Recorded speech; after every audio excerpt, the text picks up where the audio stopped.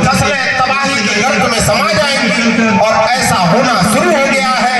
एक बार पुनः हरित क्रांति के बाद दुनिया के समक्ष संकट का एक बहुत बड़ा बादल मंडराने लगा है।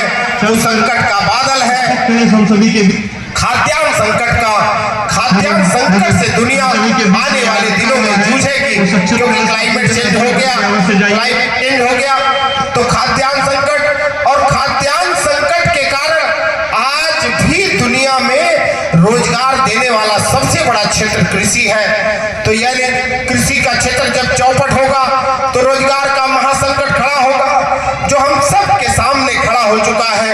ग्लोबल वार्मिंग और क्लाइमेट चेंज के कारण जो बुद्धिजीवी लोग हैं, जो पर्यावरण विज्ञानी हैं, वो इस सत्य को अच्छे से समझ रहे हैं। उन्हें लग रहा है कि ये दुनिया एक गहरे संकट की ओर बढ़ रही है, जहां इसके कभी भी नष्ट हो जाने का खतरा।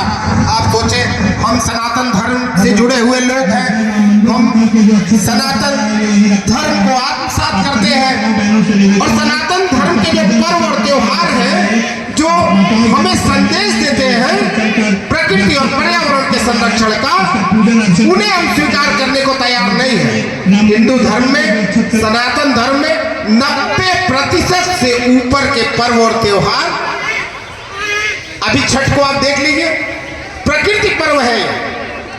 किसकी पूजा होती है छठ में? जल देवता की पूजा होती है। किसकी पूजा होती है? वृक्ष और वनस्पतियों की पूजा होती है, फल की पूजा होती है। किसकी पूजा होती है? सूर्य नारायण की पूजा होती है। तो क्या इन तीनों के बिना प्रकृति के अस्तित्व की कल्पना की जा सकती? तो स्पष्ट है कि छठ का यह पर्व पर्यावरण के, प्रकृति के संरक्षण का संदेश देता है।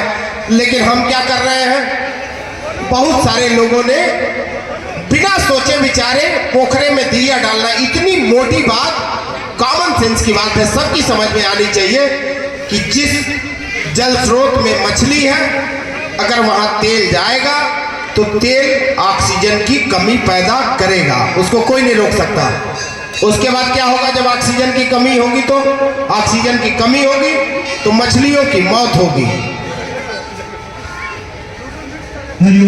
तो सक्रिय होना पड़ेगा हम सबको, शारीरिक और मानसिक रूप से, तभी हम प्रकृति और पर्यावरण को संरक्षित कर सकते हैं। मंदिर से चल के जो अक्षत कलश आया हुआ है उसका पूजन करके तभी हम पर्यावरण की सुरक्षा कर सकते हैं।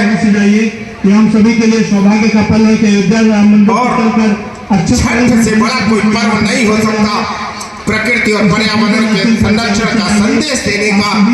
यही महापर्व है जो स्पष्ट संदेश देता है प्रकृति और पर्यावरण के संरक्षण का। आवश्यकता इसे अंगीकार करने की है, आवश्यकता इसे स्वीकार करने की है, अपने अंतर्मन से इसे स्वीकार करने की है। इसे स्वीकार कर अगर हम प्रकृति और पर्यावरण के संरक्षण का संदेश नहीं उठाएंगे तो दुनिया में जो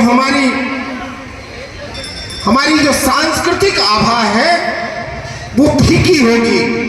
क्योंकि हमें विश्वगुरु केवल इसीलिए कहा गया कि दुनिया जब संकट के दौर में पहुंच जाती है तो भारत की ओर, सनातन धर्म की ओर सिर उठाकर सवालिया नजरों से देखती है, और वो सवाल होते हैं कि हम आखिर कैसे इससे मुक्त होंगे, इस संकट से कैसे उबरेंगे। तो जब विश्व मानवता के समक्ष संकट आया, किसी भी धर्म का व्यक्ति हो, कोई भी समूह हो, तो भारत की ओर मुड़कर देखा और भारत ने एक सल्यूशन दिया दुनिया को, सदैव समाधान दिया, एक मार्गदर्शक सत्ता की तरह। इसीलिए भारत प्राचीन काल से विश्व गुरु रहा, एक टॉर्च बेयरर की भूमिका इस भारत भूमि की इतिहास में सदैव रही है, एक पथ प्रदर्शक की भूमिका रही है। और ये क्या दुर्भाग्य है कि एक पथ प्रदर्शक देश जहां सबसे ज्यादा पर्यावरण का कबाड़ा निकल गया है, पूरी की पूरी प्रकृति संकट में आ गई है, भूकंप, सुनामी